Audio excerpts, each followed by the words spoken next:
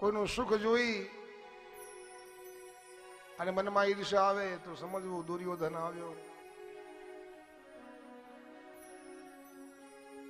એટલે મનને ભગવાનમાં રત રાખો.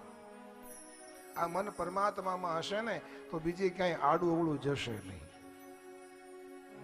દિવસમાં એક ઘડી આધી ઘડી और आधी में पुनियाद तुलसी संगत साधु की हरे कोटि अपराध.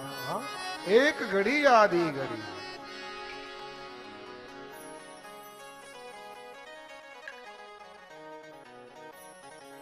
ભગવાનમાં તમારું મન હશે ને તો આ મન બીજે ક્યાંય જશે.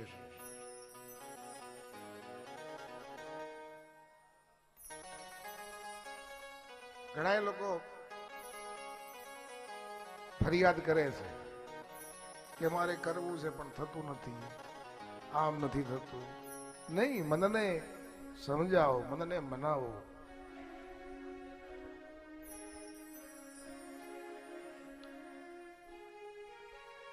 એક વાર ધીરે ધીરે ધીરે ધીરે ધીરે ધીરે અને પછી સાહેબ ભગવાનમાં ભક્તિ જાગૃત એની આપ મેળે થશે. પછી તો મારો વાલો દયા કરશે ને. ભગવાન કહે છે ને કે તું એક કદમ ચાલીશ ને તો હું તારી સામે 2 કદમ ચાલીશ. પણ તમારે એક પગલું તો ભરવું પડશે ને ભક્તિમાં. આપણે બધું ભગવાન ભગવાન તું આવે નહીં. ભગવાન કઈ ફ્રી નથી. ભગવાનને ઘણા કામ છે. એક ભક્તિનું કદમ આપણે પેલા ભરવું પડે. મારો વાલો આપણને એમાં સહાય કરે. ભગવાન કહે કે આવ, ભગવાન 2 ડગલા હાલે. આપણે 2 ડગલા ચાલીએ તો મારો કનૈયો 4 ડગલા ચાલે. શરૂઆત કરવી પડે.